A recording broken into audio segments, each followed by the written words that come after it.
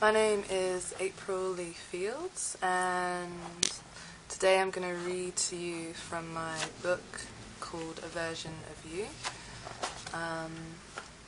The first chapter is called Civil Slavery.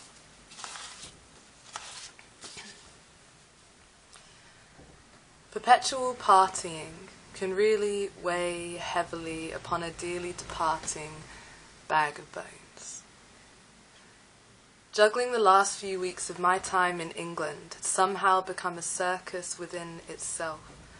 Circles of social prospects breathed fire upon the audience of my life.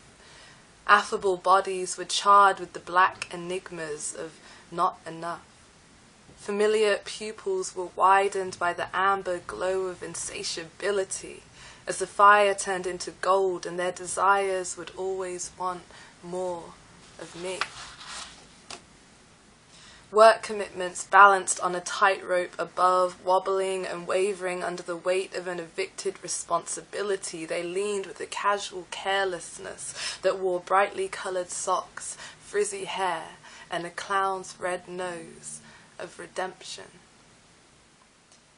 The final organizational touches for travel were like hot potatoes in my hands. Connections, check, chuck. Travel insurance, check, chuck. Giving away everything that I had except that in which I could take upon my back, check, chuck. My travel preparations were thrown out to the wind by the ruby of scorched fingertips that had habitually pressed down 5 a.m. alarms with an ambience of the greater good upon them. The necessity in continuity in motion had never been more apparent. And that necessity sat in the quiet of the kitchen with me, though we did not speak. It was a necessity that wound its long, careful fingers around the sausage rolls of my packed clothing.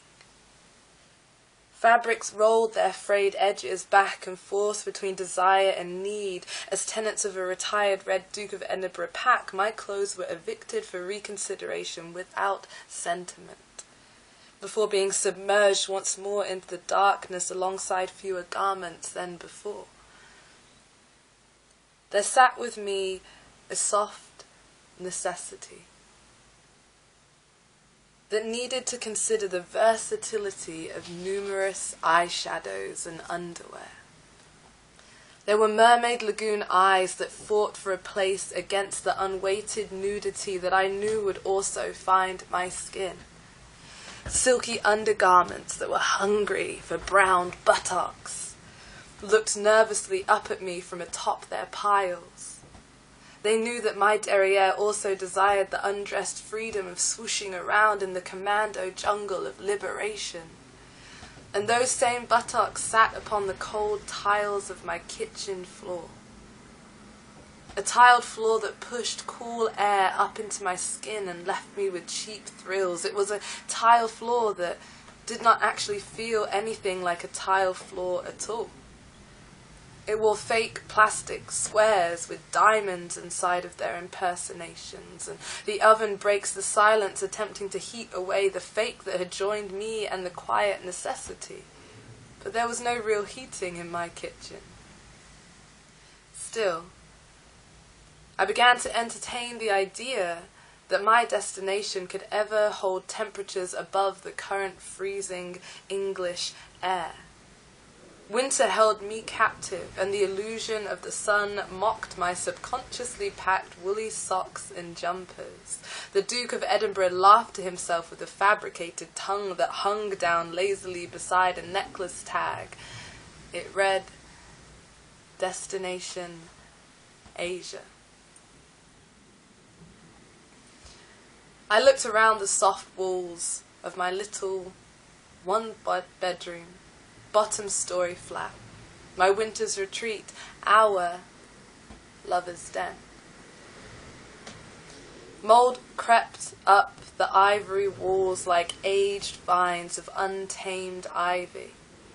The Duke propped his fabrics up against the sofa bed like a drunk who had forgotten to pack his last legs, and somberly he looked upon the clothes that didn't quite make the cut. I admired the smallness of a kitchen that encircled me and the square pit of its belly, and I rested my fingers upon its edges as if to show quiet gratitude. I knew that my dreams had been born from that kitchen's cold plastic tiles. They had been summoned from the colourless kettle that lived a solitary life within its own kitchen corner, where it birthed for us hot tea and dreams of warm summer skin. Together we had eaten toast with Marmite in the early hours of darkness before work, and then toasted late into the night when we had all eventually gathered our tired bones and returned home. There stood 3 fragile glasses that constantly touched towards our future adventures. They clinked in our unified desire to be reckless, to have fun, and to enter a life that was far from the schedules and governing clocks of this one. In that kitchen, we cooked our Sunday roasts at 3 a.m. on a Tuesday morning and imagined our great escape. And with one foot in this world, while the other dangled in another world of unknowns, my imagination began to sketch itself into the first pencil outlines of a reality. Winter ghosts chased away the cold draft of my transition and the circus act of my fleeting life. It was a jester's best work. In one moment it slid into the next, and the maintenance of an all-engulfing full-time occupation was suddenly no more. My arse had been successfully busted by 50-hour work weeks for the rich and for the famous. 2 years of departmental meeting, gold stars, and sharks out for the blood of the weak and the financially needy had finally fallen behind me.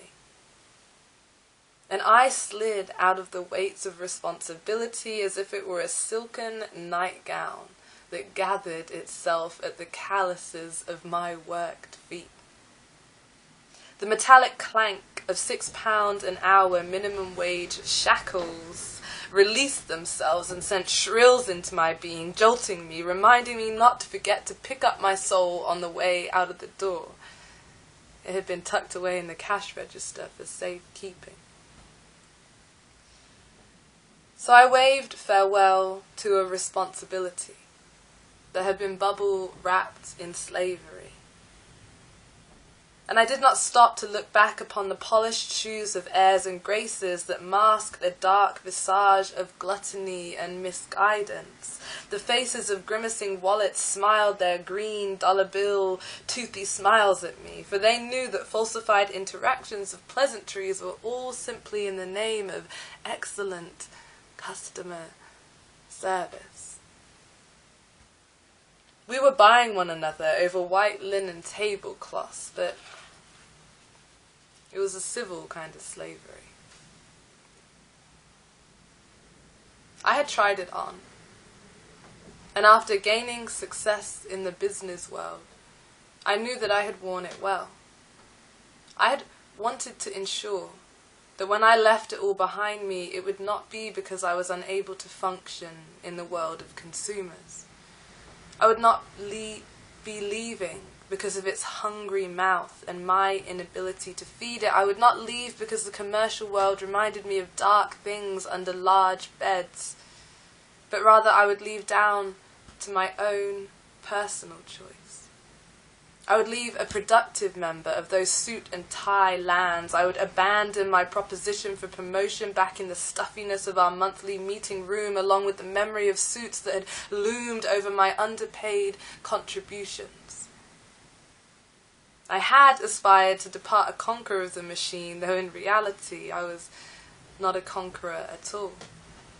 I was simply a girl who had been wounded by the inhumanity of such a systematic structure, because my colleagues and I, we had been carefully crafted into creatures of cattle, and we voluntarily wore skins that never belonged to us. But I couldn't stand to be just another number for even one day longer.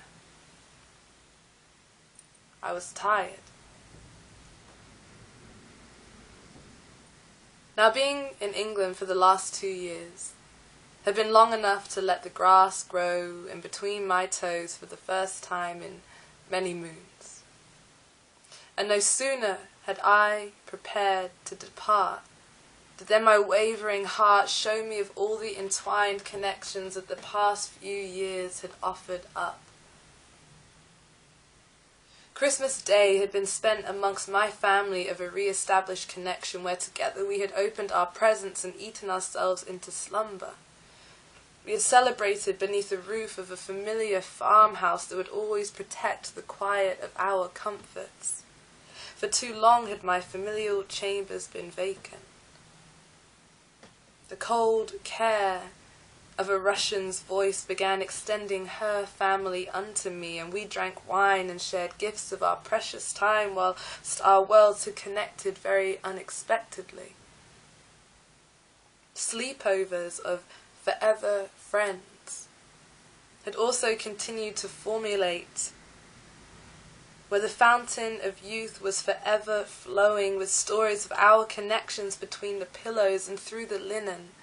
There has always been those same deep green eyes searching out my frequencies.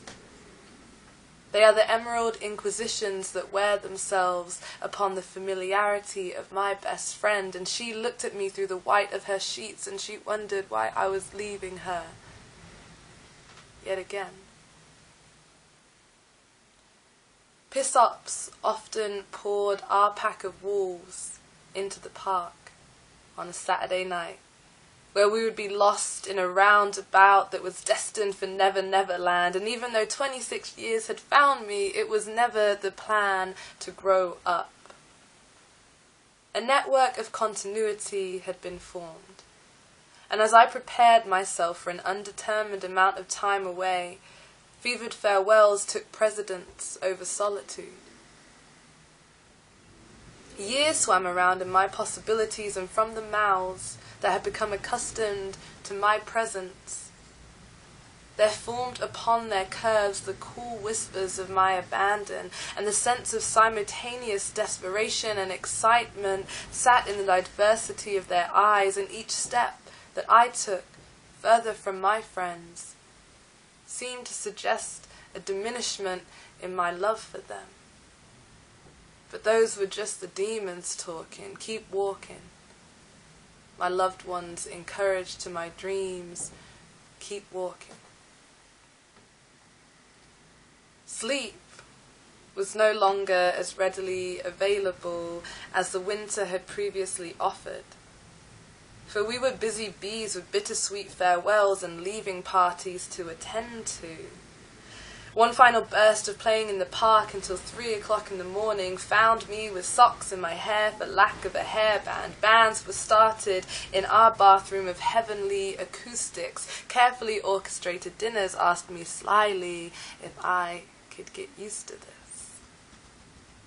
Kitchen wars of spatula Spartans had left my loved one's skin arisen with the swollen red memory of me. Forget-me-nots of debauchery were pressed into the tenderness of our memories. Let no one be like me, I say, for nobody is like you. And Captain Morgan stood proudly in honouring of the wolf pack, and the pieces of my life began to dissolve into black, leaving all the room that it needed to grow anew. Dawn finally broke, to find me still awake and void of any serotonin left in an overdriven neocortex. We spilled out of a souped-up van, wondering what could possibly be next. Tattooed hands waved us goodbye, full of smiles and disappearing acts. And as the kitchen kissed my cheeks and began to retreat into the background of what it took to get me here, the train station appeared from dawn's thick clouded uncertainties.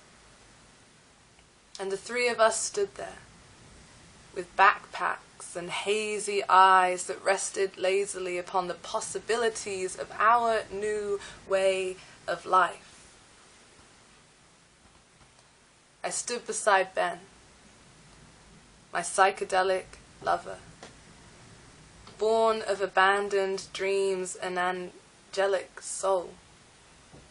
We were 2 years in the making together, and we swirled around one another with the curiosity of those who lock souls as they lock eyes, and know their journey together to be grand. John led the way on stumbled feet. He was our house cat compadre, born of all things chilled and groovy and dear to the heart of our friendship. John and I would lay on the sofa bed, sprawled side by side, our late-night conversations often drifting into the soft care of a roseate sunrise. And my friendship with John was made of the morning's same gentle colours. And then there was me, self-appointed mother of the Lost Boys. Ben, John, and I, we dragged our tired but smiling bones upon that train together. Ties fell loose around our worked ankles as a sort of weightlessness carried us onto the carriage, and we became lost in further alcohol-infused delirium. Our adventure, my greatest adventure thus far, had finally begun.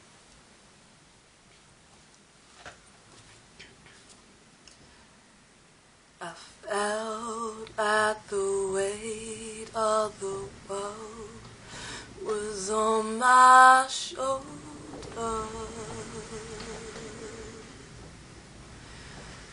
The pressure to break or retreat at every turn.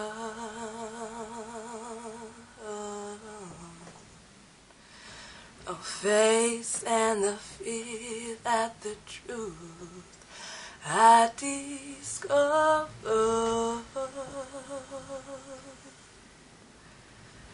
No telling how all this will work out, but I've come too far to go back, and now I am looking for freedom, looking for freedom, and to find it cost me everything I have, 'cause I am looking for freedom, looking for freedom, and to find it may take everything I have. I know all too well it don't come easy. The chains of the world, they seem to move in time.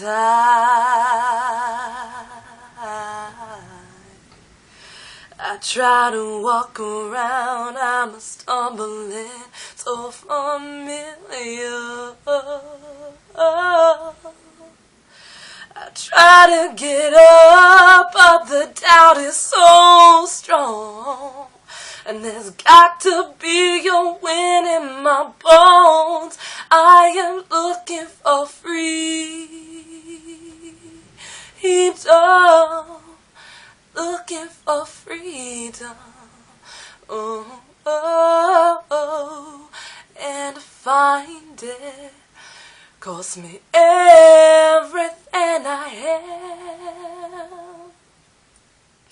'cause I am looking for freedom, looking for freedom,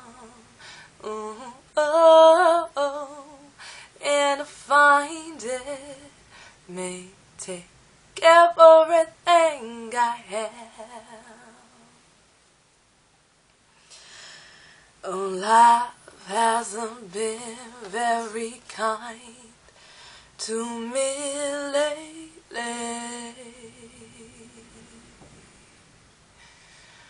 but I suppose it's a push for moving on.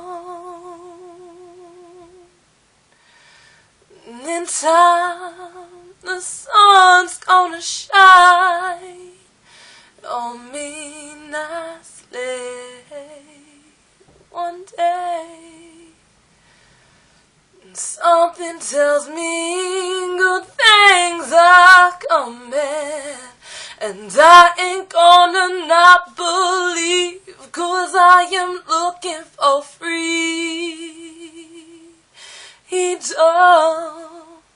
looking for freedom. Oh, oh, oh, and to find it cost me everything I have, 'cause I am looking for freedom,